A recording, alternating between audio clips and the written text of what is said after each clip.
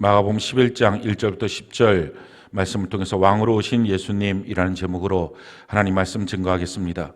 오늘은 종려주일입니다. 종려주일은 예수님께서 십자가에 못 박혀 죽으시기 위하여 예루살렘 성에 입성하실 때 그 예루살렘에 있던 많은 군중들이 종려나무 가지를 땅 바닥에 깔기도 하고 또 그것을 흔들면서 호산나 호산나 다윗의 나라여 이렇게 외쳤던 것에서부터 비롯해서 종려나무 가지를 흔들었다. 그래서 종려주일이라고 말합니다. 이 종려나무 가지를 흔든 것은 왕을 영접할 때 했던 이스라엘의 독특한 행위입니다. 그러니 왕으로 오신 예수님을 영접하는 그런 예루살렘 거민들이 일어나서 환영하는 내용이었습니다. 그리고 내일부터 이번 한 주간이 고난주간이라고 불려지는 예수님께서 십자가에 못 박혀 죽으시게 되는 이 주간이고, 이제 돌아오는 주일날이 부활절 3일 만에 죽으셨다가 부활하신 예수님을 기념하면서 우리가 예배를 드리는 부활절 예배가 됩니다. 이 한 주간이 우리 기독교 신앙에 있어서 가장 핵심적인 신앙입니다. 예수님의 십자가의 죽으심 그리고 예수님의 부활하심, 이것을 우리가 바로 알고 바로 믿는 것입니다. 기독교 신앙은 복음이라고 하는 것을 믿고 그래서 구원을 받아서 영원한 천국에 가는 것, 이것이 기독교 신앙의 가장 중요한 줄기입니다. 그러니까 복음, 나에게 기쁜 소식이 있다, 내 인생을 다시 살릴 수 있는 소식이 있다, 이것을 들어서 그래서 들은 그 말씀이 믿어져서 그래서 구원을 받는 것입니다. 그러니까 가장 먼저 중요한 것은 복음, 이것을 내가 분명히 아는 것입니다. 오늘날 이 복음을 내가 분명히 아느냐, 이것이 중요합니다. 복음을 분명히 알아야 그 아는 것에서 성령의 역사 가운데 믿어지고, 믿어져서 아는 것과 믿는 것이 하나가 되어서 그래서 그리스도의 장성한 분량이 이르러서 영원한 천국에 들어가는 것, 이것이 기독교 신앙의 핵심입니다. 근데 많은 사람들이 사실은 복음을 잘 모릅니다. 자기가 안다는 것은 설명할 수 있어야 아는 것입니다. 어떤 사람이 수학 문제를 하나 풀었어요. 근데 어떻게 풀었는지 자기도 모르고 그냥 어떻게 풀어서 답을 맞췄습니다. 그래서 다른 사람이 와서 이거 수학 문제 어떻게 풀었느냐, 나한테 가르쳐달라. 근데 말 한마디 못합니다. 그거 그 사람 모르는 것입니다. 정말 우연히 어쩌다 푼 것일 뿐입니다. 안다는 것은 가르쳐줄 수 있어야 합니다. 근데 많은 그리스도인들이 교회 생활을 가르쳐줄 줄 압니다. 예배는 이렇게 드려야 돼, 찬송할 땐 박수 쳐야 돼, 헌금해야 돼, 가서 전도해야 돼, 이렇게 교회 생활은 가르쳐주는데 정작 내가 믿고 있는 게 무엇인지에 대해서 설명하지 못합니다. 심지어 가장 편한 상대인 자기 자녀를 향해서도 설명이 안 되니까 자기 자녀가 예수를 안 믿는 것입니다. 기독교 신앙은 비상식적인 내용이 아닙니다. 설명이 가능하고요, 그 설명을 듣고 동의가 되는 것입니다. 동의가 된 것으로 끝이 아니라 그것이 정말 나에게 주어진 사건으로 내 안에 믿어질 때, 그때 구원이 있는 것입니다. 아는 것과 믿는 것이 하나가 될 때, 그럴 때 그가 온전한 사람이 되어서 그리스도의 장성한 분량까지 이루는 것입니다. 그런데 예수 믿는 가정에서 부모가 자기가 지금 믿고 있는 것을 설명을 못하니까 자기가 지금 왜 예배를 드려야 되는지 그냥 대충 언뜻 들었던 몇 마디 단어만 말할 뿐이지 처음부터 끝까지가 설명이 안 되니까, 그러니까 자녀도 안 믿고 옆에 있는 사람 입 열어서 전도 한마디 못하는 이런 비극적인 인생을 삽니다. 사실은 모르는 것입니다.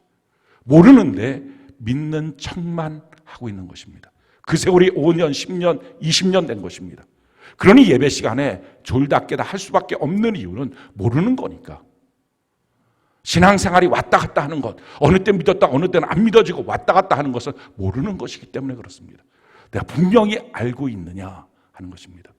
이번 한 주간을 통해서 예수님의 십자가와 예수님의 부활에 대해서 우리가 분명히 아는 것입니다. 하루하루 요일을 통해서 오늘부터 시작해서 예수님께서 십자가에 지시기 전에 어떤 일들을 하시고 도대체 무슨 말씀을 하셨는지, 그래서 그것이 나에게 지금 무슨 말씀을 주시는지 우리가 그것을 분명히 알아서, 그렇게 말씀하시고 그런 마음을 갖고 계셨던 그 예수님이 나를 위하여 십자가에 못 박혀 죽으셨구나, 그걸 알아야 합니다.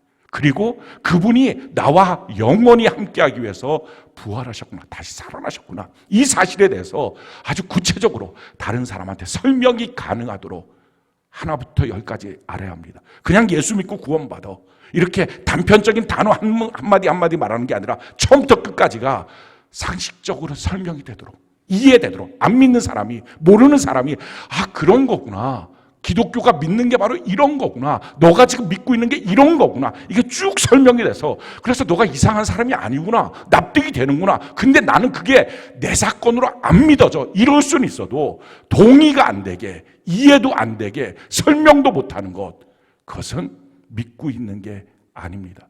종교적인 행습에 빠져 있을 뿐입니다. 복음이 무엇입니까? 예수님의 십자가의 죽으심, 예수님의 부활하심, 그것이 복음의 가장 중요한 핵심입니다.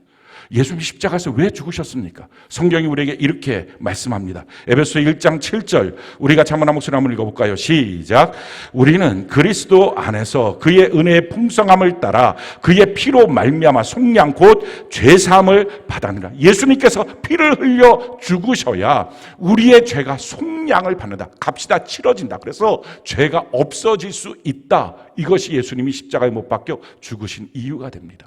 그래서 예수님의 십자가를 통해서 우리가 죄를 속량받은 것입니다. 대신 내 죄를 속량하셨기에 대속이라고 말하기도 합니다. 그렇다면 우리가 지었던 죄가 도대체 무엇입니까? 성경이 말하는 죄는 바로 이것입니다. 이사야 53장 6절, 우리가 한번 목소리 한번 읽어볼까요? 시작. 우리는 다 양 같아서 그릇 행하여 각기 제 길로 갔거늘 여호와께서는 우리 모두의 죄악을 그에게 담당시키셨도다. 우리가 그릇 행한 것입니다. 그 그릇 행한 내용이 뭡니까? 각기 제 길로 간 것입니다. 우리를 만드신 창조주 하나님이 계세요. 그 창조주 하나님은 나를 향한 뜻이 있습니다. 그분의 분명한 말씀이 있습니다. 근데 그 말씀을 내가 저버리고 각기 제 길로, 하나님은 우리가 함께 하기를 원하셨고 하나님의 말씀대로 살기를 원하셨는데 그게 아니라 각기, 각자, 우리가 다 혼자 있는 게 편하다는 것입니다. 다른 사람이랑 같이 있는 것 아니라 그냥 나 혼자, 부부관계에서도 나 혼자 있는 시간이 필요하다, 이렇게 각각 있는 것, 이게 사실 하나님의 뜻이 아니고 독처하는 것이 옳지 않다라고 말하는데 함께 있는 것보다는 혼자 있는 게 더 좋고, 이것이 바로 죄성이라는 거죠. 거기서 한 걸음 더 나가서 제 길로, 하나님이 말씀하신 뜻대로가 아니라 자기가 원하는 생각대로 자기의 인생에 계획을 짜서 살아가고 있는 것, 이게 죄라는 것입니다.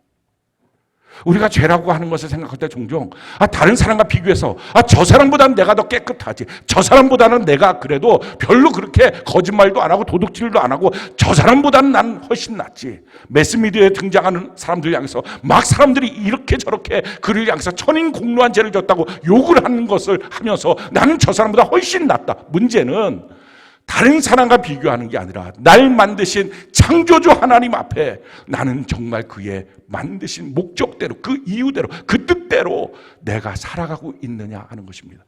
우리의 죄의 용서를 받고 나면 각기 제 길이 아니라 함께 말씀대로 사는 것을 기뻐하게 됩니다.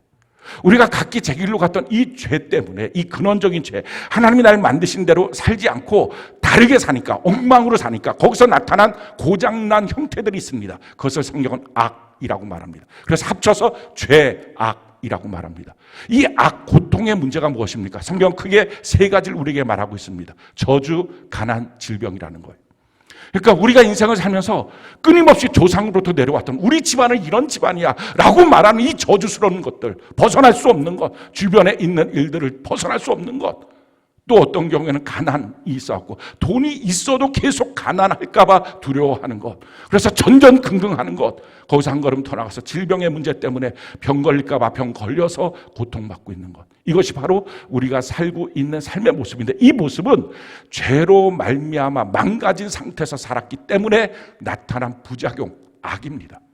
성경은 그런데 우리의 죄가 속량받았기 때문에, 예수의 십자가로 속량받았기 때문에 우리의 악도 끊어졌다라고 말합니다. 저주가난 질병이 끊어졌다는 것입니다. 갈라디아서 3장 13절로 14절, 우리가 한번 한 목소리 한번 읽어볼까요? 시작. 그리스도께서 우리를 위하여 저주를 받은 바 되사 율법의 저주에서 우리를 속량하셨으니 기록된 바 나무에 달린 자마다 저주 아래 있는 자라 하였음이라. 이는 그리스도 예수 안에서 아브라함의 복이 이방인에게 미치게 하고 또 우리로 하여금 믿음으로 말미암아 성령의 약속을 받게 하려 함이라. 아브라함의 복, 하나님이 아브라함한테 약속했던 그 복을, 우리 저주는 끝나고 그 복을 받는 자로 십자가의 은혜로 인생이 바뀌어졌다는 것입니다.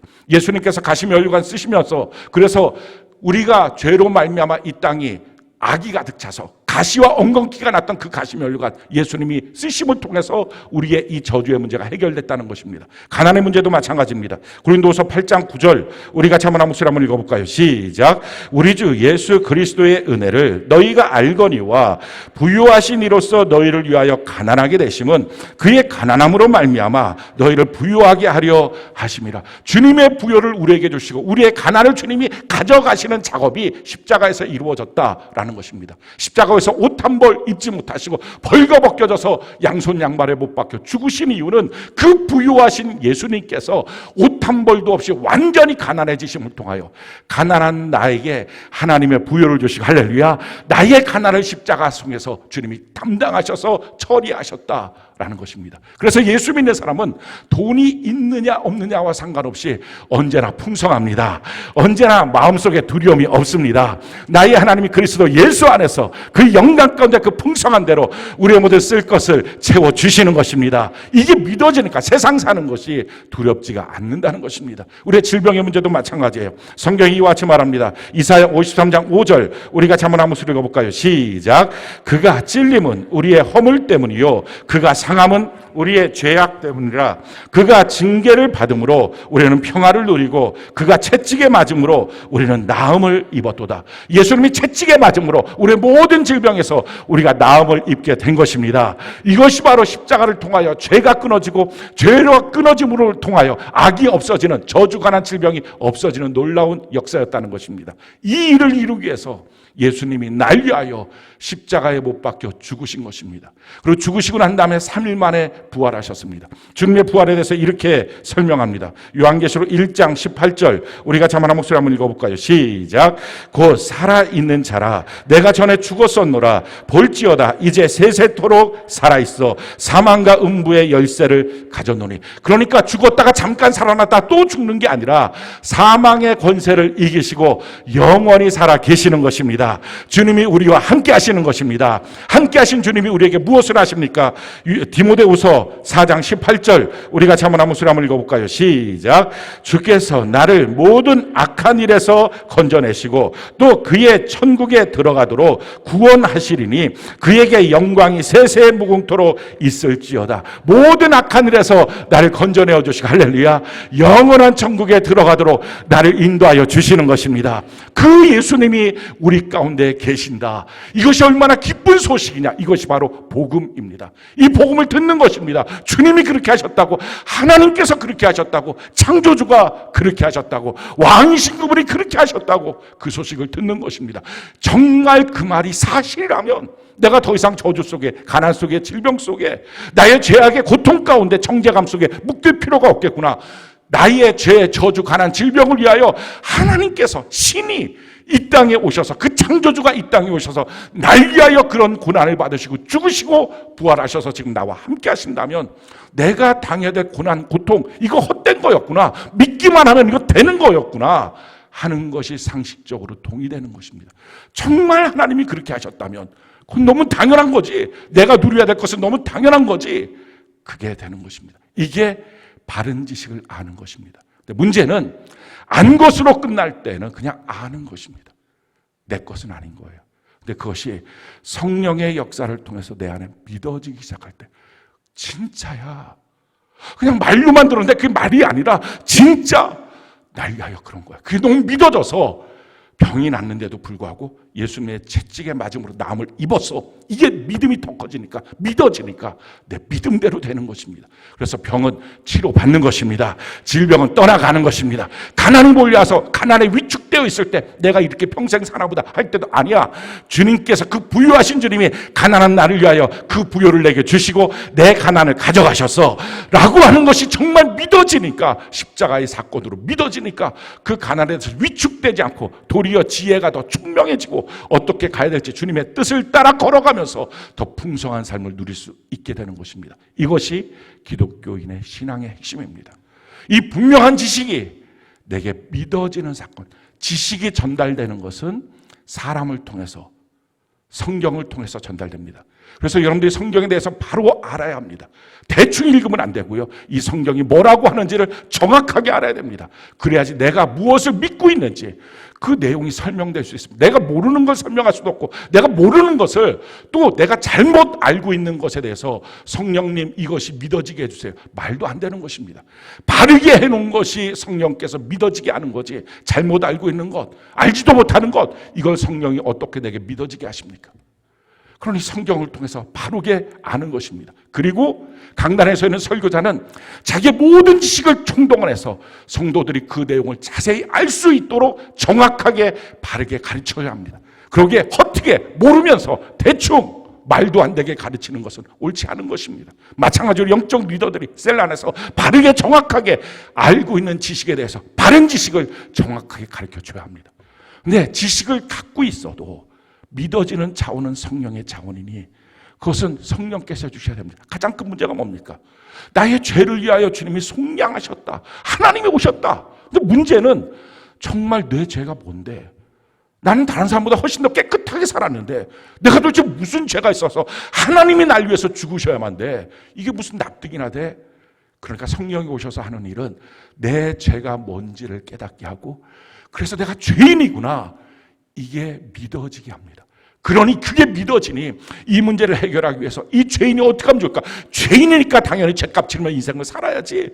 그 고통 속에서 이 문제를 해결하고 싶어서 하나님 앞에 내가 어떻게 하면 의롭게 살까 애쓰지만 내 의를 갖고서는 하나님을 도저히 설득하고 만족시킬 수 없다는 걸 압니다. 내 의는 안 되고 하나님이 내게 베푸신 예수 그리스도, 그분이 나의 의가 되신다. 그런데 그 의를 붙잡지 않으면 나는 영원한 심판 속에 들어갈 수밖에 없다. 이것을 성령께서 내게 와서 이게 확 믿어지게 하시는 사건입니다. 그렇게 아는 것과 성령으로 말미암아 믿어졌을 때 온전한 그리스도인이 되어서 그때부터 교회 생활을 통해서 그리스도 안에 장성한 분량까지 이르러 성장하게 되는 것입니다. 성경이 우리에게 이렇게 말씀합니다.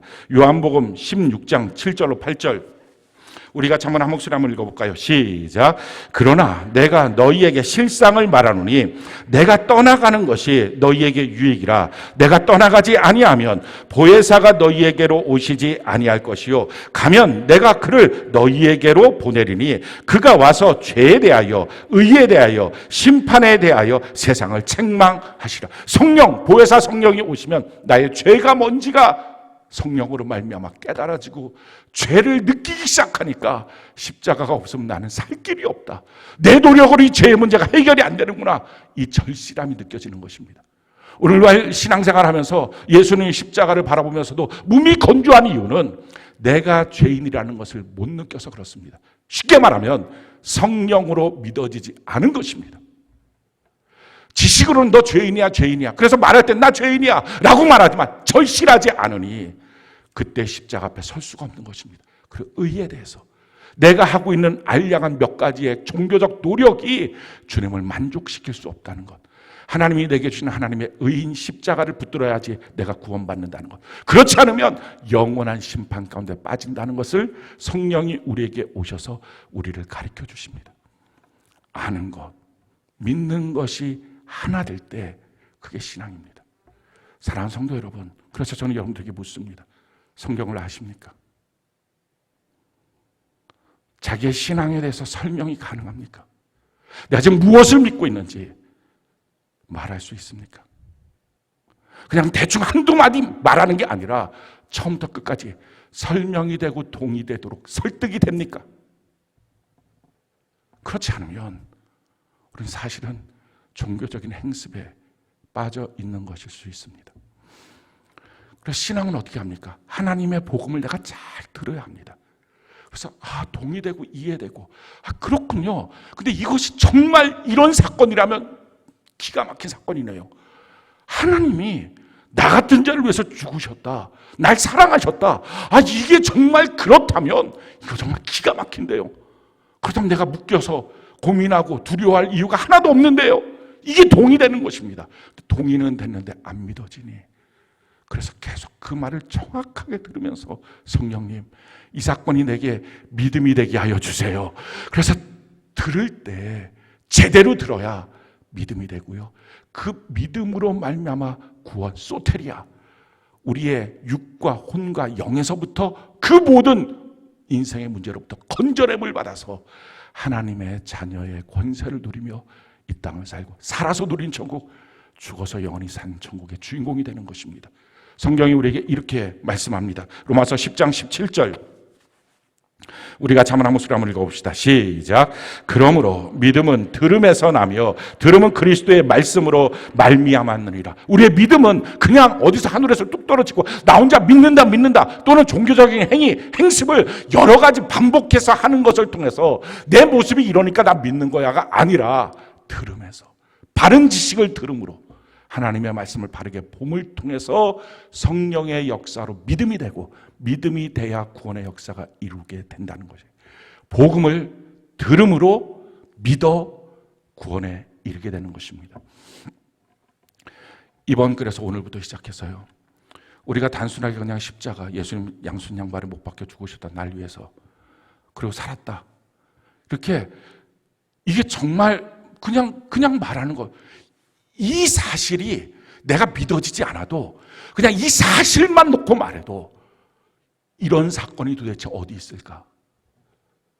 부모가 날 위해서도 그렇게 하지 않는데, 날 사랑하는 사람이 나를 위해서 그렇게 하지 않는데, 하나님이, 전능하신 그분이, 창조주가 날 위해서 그렇게 했다는 이 기록이, 이 사건이, 이 복음에 대한 들음이 사실이라면, 와, 나는 정말 놀라운 인생을 이제 살겠구나. 그게 동의가 되는 것이 되려면 알아야 되는 거예요. 주님이 도대체 십자가 지시기 일주일 동안 무슨 일을 하셨고, 무슨 말씀을 하셨고, 어떤 마음으로 그 말씀을 하시고, 주님이 나에게 도대체 무슨 말씀을 하시고, 그러시다가 주님이 마침내 십자가를 지시고, 그리고 나와 영원히 살기 위하여 다시 살아나실 수밖에 없었는가? 그걸 다 알고 나면 누구든지요, 그것이 정말 나에게 주어진 진짜 사건처럼 믿고 싶은 거예요. 이게 사실이라면 인생이 바뀌니까. 그래서 복음이거든요. 기독교가 대충 허접한 내용이 아니거든요. 와, 이게 사실이라면 내 인생은 어떻게 될까 이제 앞으로. 하나님이 날 위해서 그랬다면, 주님, 그러니 이것이 내가 믿어지고 싶어요. 그래서 성령 가운데 쓰고 성령으로 믿어지는 것입니다. 우리가 오늘부터 시작해서 하루하루씩 주님이 십자가 지시기 전에 무엇을 하셨는지, 무슨 말씀을 하셨는지 우리가 알아야 됩니다. 바르게 알고요. 그리고 그 주님 앞에 우리가 서게 되는, 그래서 그 십자가와 부활이 나에게 주는 영원히 변치 않은 바른 지식 가운데 믿음이 되어서 확실하게 흔들리지 않는 믿음의 사건, 신실한 그리스도인이 되는 은혜가 넘치길 바랍니다. 오늘 첫 번째 날인데, 예수님이 십자가에 못 박히시기 6일 전에 예루살렘 성에 입성하십니다. 그것이 바로 오늘 종려주일이라고 불려지는 오늘입니다. 예수님이 예루살렘에 들어가시기 전에 바로 앞에 있던 감람산쯤에 도착하셨을 때, 그 옆에 있던 벳박의 마을, 또 베다니 마을, 여기쯤에 오셨을 때 주님 말씀하십니다. 제자들에게 지금 맞은편 마을로 가서 지금 마을 어귀에 나귀 새끼 한 마리 사람이 타지 않은 것이 있을 텐데 그거 끌고 와라. 혹시 끌고 올 때 주변에서 왜 그거 끌고 가냐라고 물어보면 주가 쓰시겠다 하라. 그럼 끌고 오게 허락할 거다. 그래서 갔더니 정말 마을 어귀에 나귀 새끼 한 마리가 있습니다.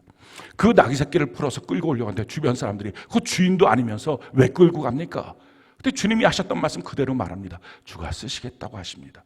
그래요? 가서 끌고 가십시오. 끌고 옵니다. 끌고 오니까 제자들이 거기다가 자기의 겉옷을 위에 올려놓습니다. 안장처럼 그렇게 올려놓고 거기에 예수님이 올라타시고 예루살렘 성으로 입성하십니다.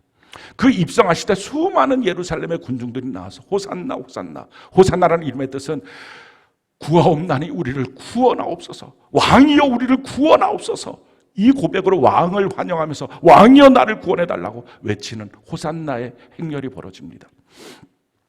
그렇게 입성하시고 그 날이 바로 오늘 이 날입니다.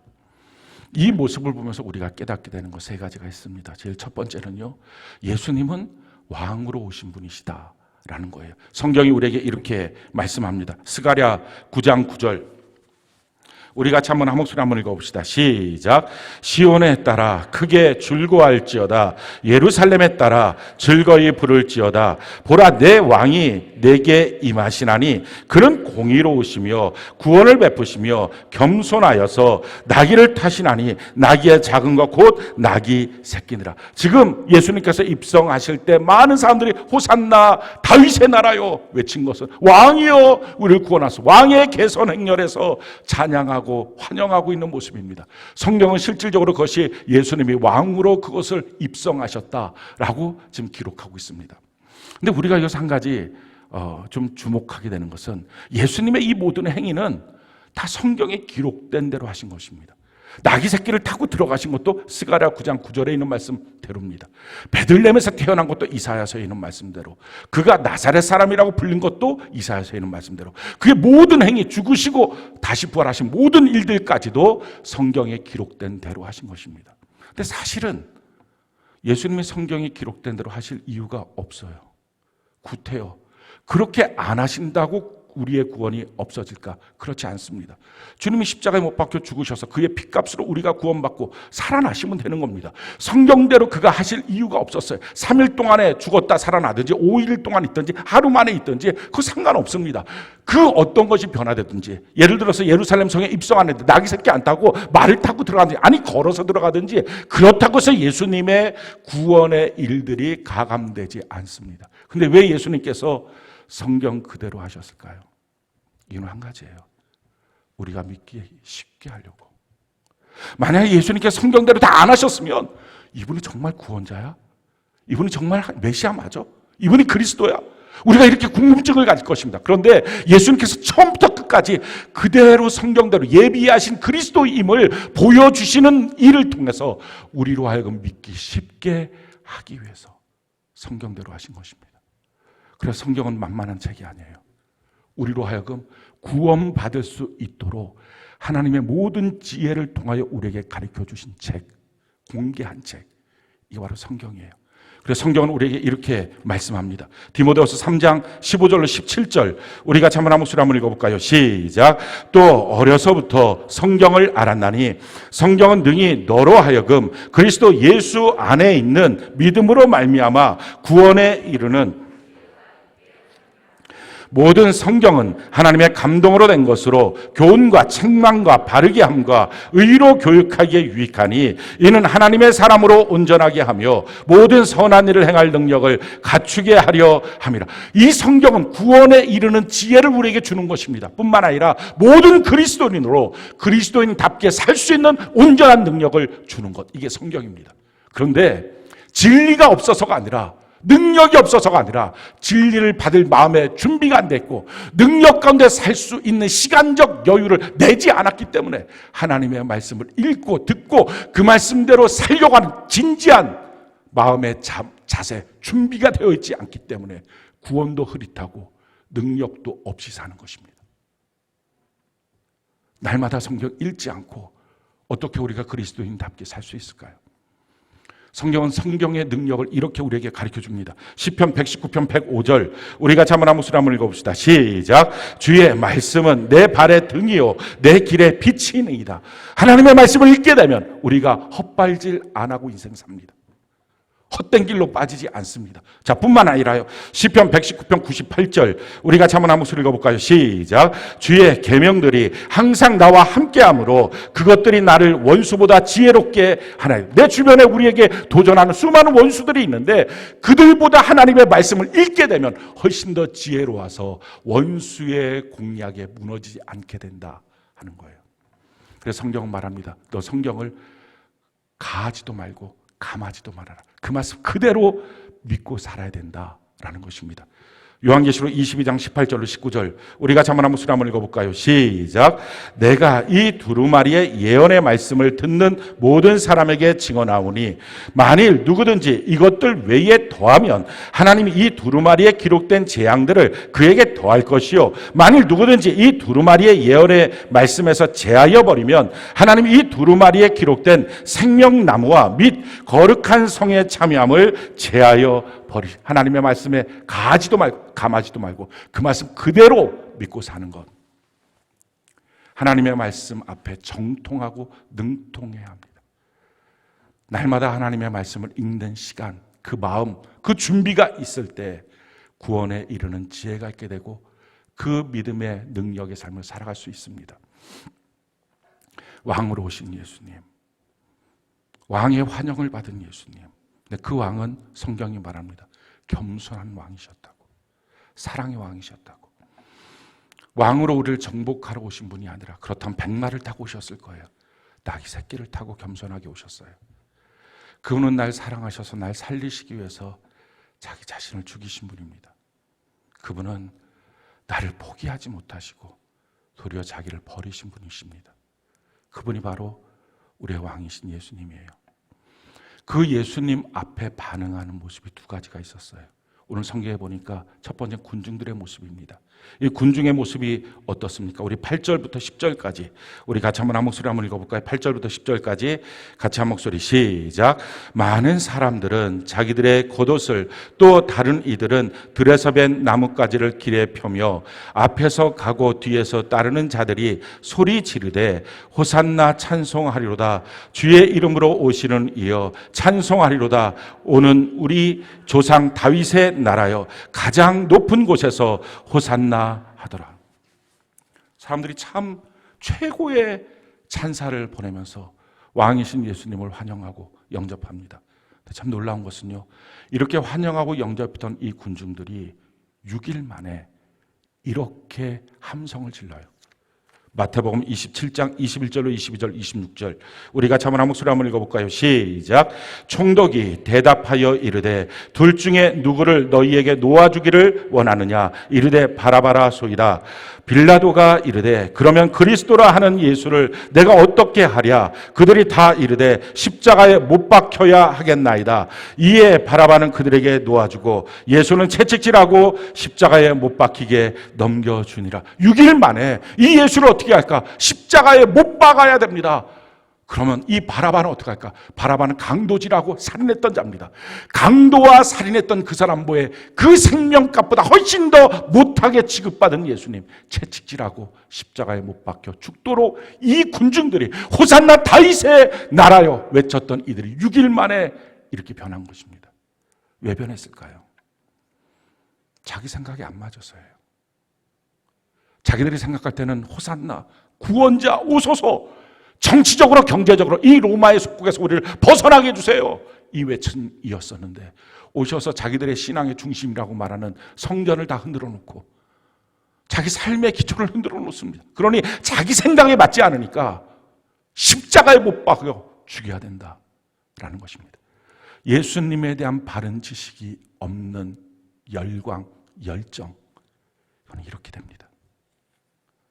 왜 신앙생활이 어느 때는 막 주님이 나에게 이런 은혜 베풀어 주셨다고, 이 기적이 있다고, 하나님이 나에게 이런 은혜의 기쁨이 있다고 막 그렇게 주님을 높이다가 며칠도 안 돼서 또다시 대적하고 또다시 주님을 향하여 돌을 들고. 왜 그럴까요? 지식이 없으니까.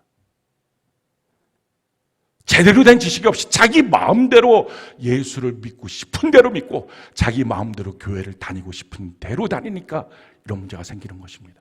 성경은 이것에 대해서 이렇게 말씀합니다. 로마서 10장 2절로 3절 우리 같이 한번 목소리 한번 읽어볼까요? 시작. 내가 증언하노니 그들이 하나님께 열심히 있으나 올바른 지식을 따른 것이 아니니라. 하나님의 의를 모르고 자기 의를 세우려고 힘써 하나님의 의에 복종하지 아니하였느니라. 하나님의 의를 모르니까 힘써 하는 모든 자기의 종교적 행위는 자기의 의를 쌓게 되고 결국은 하나님 앞에 힘써서 복종하지 않는 대적으로 살았다라는 것입니다. 왜? 바른 지식에 있지 않아서. 예수님에 대한 바른 지식이 없었던 이스라엘 백성들은 자기를 정치적, 종교적 억압에서 건져낼 메시아라고 생각했어요. 근데 사실 그것보다 더 큰 억압은 뭡니까? 우리 평생 영원히 붙잡고 있는, 영원히 지옥 보내고 있는 죄의 억압인데 그걸 몰랐어요. 그러니 자기 생각대로 예수를 믿으니 예수님이 내 마음 내 뜻대로 아니라고 대적하는 것입니다. 자기 생각대로 교회 생활하니 교회가 내 마음대로 내 뜻대로 아니라고 대적하는 것입니다. 그러니 금방 기뻐했다가 금방 대적하고 바른 지식이 없어서 신앙이 아직 없는 것입니다. 신앙은 복음을 제대로 듣고 그걸 믿어서 그로 말미암아 구원받는 영원히 변함이 없는 확실한 근거가 되는 것입니다. 여러분들 예배에 모인 이유는 바로 듣기 위해서, 성경을 보는 이유도 바로 알기 위해서, 그래서 바로 알고 바로 듣고 성령의 역사로 믿어져서 그래서 구원받고 이 신앙의 삶을 영원히 변함없이 살아가는 것입니다. 신앙생활 어떻게 살아야 합니까? 내 주관대로, 내 생각대로, 내가 믿고 싶은 대로 믿는 게 아니라 성경은 이렇게 우리에게 말합니다. 마태복음 16장 24절, 우리가 같이 한번 목소리 한번 읽어볼까요? 시작. 이에 예수께서 제자들에게 이르시되 누구든지 나를 따라오려거든 자기를 부인하고 자기 십자가를 지고 나를 따를 것이니, 자기 부인하고 자기 십자가 지고 주님 따라가는 것입니다. 오늘 또 다른 한편에 있는 사람이 있어요. 나귀 새끼의 주인입니다. 그가 어떻게 왕으로 오신 예수님 앞에 반응을 합니까? 오늘 2절부터 7절까지 우리 같이 한번 한 목소리 읽어볼까요? 2절부터 7절까지 같이 한 목소리 시작. 이르시되 너희는 맞은편 마을로 가라. 그리로 들어가면 곧 아직 아무도 타보지 않은 나귀 새끼가 매여 있는 것을 보리니 풀어 끌고 오라. 만일 누가 너희에게 왜 이렇게 하느냐 묻거든 주가 쓰시겠다 하라. 그리하면 즉시 이리로 보내리라 하시니 제자들이 가서 본즉 나귀 새끼가 문 앞에 거리에 매여 있는지라. 그것을 푸니 거기 서 있는 사람 중 어떤 이들이 이르되 나귀 새끼를 풀어 무엇하려느냐 하매 제자들이 예수께서 이르신 대로 말한대 이에 허락하는지라. 나귀 새끼를 예수께로 끌고 와서 자기들의 겉옷을 그 위에 얹어 놓음에 예수께서 다시니, 나귀 새끼 거기 있을 거니까 그거 끌고 와. 뭐라 그러면 주님은 쓰시겠다고 해. 그래서 끌고 옵니다. 나귀는 원래 어깨가 강한 거예요. 그래서 나귀는 수레를 끕니다. 사람이 잘 타지 않고요. 말은 어깨가 약한 대신에 허리가 강합니다. 그래서 말은 타서 거기서 뛰어다니는 것입니다. 하나님이 그렇게 만드신 거예요. 나귀는 수레를 끌게, 말은 사람이 타도록. 근데 지금 예수님께서 그것도 나귀도 아니고 나귀 새끼, 아직 사람이 한 번도 타지 않았으니 잘못 탔다가는 33살의 청년인 예수님이 탔다가는 허리 조금이라도 문제가 되면 영원히 쓸 수 없는 나귀 새끼. 근데 주인이 군말 없이 보내요. 주님이 쓰시겠다. 그분이 주인이시라면 그분이 어떻게 쓰시던 무슨 말을 할까요? 그분이 왕이시라면 그분이 어떻게 쓰시던 우리가 뭐라고 말해야 될까요? 그냥 아멘 아닙니까? 근데 내 주관, 내 생각 갖고서 이거 아니지 않냐고, 이렇게 만들어 놓지 않았냐고, 나는 이런 식으로 만들어 놓고서 왜 하나님 그렇게 나를 쓰시려고 하냐고, 이렇게 우리가 항변할 수 없는 것입니다. 신앙생활이 무엇입니까? 성경이 우리에게 이렇게 말합니다. 고린도서 10장 4절로 5절 우리가 한번 한 목소리 한번 읽어볼까요? 시작. 우리의 싸우는 무기는 육신에 속한 것이 아니요 오직 어떤 견고한 진도 무너뜨리는 하나님의 능력이라. 모든 이론을 무너뜨리며 하나님 아는 것을 대적하여 높아진 것을 다 무너뜨리고 모든 생각을 사로잡아 그리스도에게 복종하게 하니. 우리가 갖고 있는 어떤 하나님을 향하여 대적하는 생각도 사로잡아서 그리스도 앞에 복종시키는 것, 이것이 합당한 것입니다. 그런데 우리가 한 가지 더 생각하는 것은 이것입니다. 주님이 그 나귀 새끼가 어디에 있는지 아시는 거예요. 그리고 어디에 그 나귀 새끼를 쓰려고 하셨는지도 이미 계획이 있으신 거예요. 나귀 새끼 한 마리를 아시는 하나님이, 그리고 그 나귀 새끼를 향한 계획이 있으신 하나님이 우리가 어디 있는지 모르시겠어요? 우리가 지금 뭐하고 사는지, 우리가 어떻게 지내고 있는지, 그리고 우리를 어디에 쓰시려고 계획하심이 없겠어요? 주님이 우리를 향하여 계획하셨는데 왜 우리는 번번이 실패작처럼 살까요? 내가 고집부리니까, 난 그렇게 쓰임받고 싶지 않다고, 내 생각으로 하나님을 대적하니까, 내가 모르면서 지식도 없으면서 내 생각대로만 그냥 믿고 싶으니까, 교회 나와서도 내 생각대로, 예수님도 내 마음대로, 그러니 힘써 하나님 앞에 대적하는 인생을 사는 것입니다. 성경은 우리에게 분명히 이렇게 말씀하셨어요. 로마서 8장 30절. 우리가 자문한 목소리 한번 읽어볼까요? 시작. 또 미리 정하신 그들을 또한 부르시고 부르신 그들을 또한 의롭다 하시고 의롭다 하신 그들을 또한 영화롭게 하십니다. 미리 정하신 사람들을 오늘 이렇게 우리를 불러주셨어요. 주님이. 왜 불러주셨습니까? 우리를 바르게 하시려고, 의롭게 하시려고. 내가 하는 의로는 가당치 않으니까, 내가 하는 종교적 행위 몇 가지로는 가당치 않으니까 예수 그리스도의 그 십자가의 은혜를 내게 주시기 위해서 그렇게 날 향하여 계획하신 주님이 나의 인생을 이끌어가서 영광스럽게 만들어 가시게 될 것입니다. 우리가 주님을 대적하면 안 돼요. 왕이신 그분을. 우리의 조망만한 생각으로 이게 맞지 않냐고 저게 맞지 않냐고, 그분의 주인이라면 그럴 수 없어요. 신앙생활은 처음부터 끝까지 설명이 되는 거예요. 그리고 동의가 되는 거예요. 그냥 어처구니 없이 대충 믿는 게 아닌 거예요. 설명도 못하고 동의도 못하고 그냥 뭘 믿는지 모르면서 그냥 복이나 달라고 그거 믿는 거 아니에요. 우리가 믿는 게 뭔지, 우리의 믿음의 대상이 되시는 예수님이 어떤 분인지, 난 그분 앞에 어떻게 서야 되는지, 그 바른 지식 앞에 서 있는데 이것이 사실이면 주님, 정말 나는 너무 놀라운 복받은 사람이네요. 정말 내 인생은 완전히 다른 인생이네요. 정말 내 인생에 이것이 복음이네요. 그 고백을 할 수밖에 없는 거예요.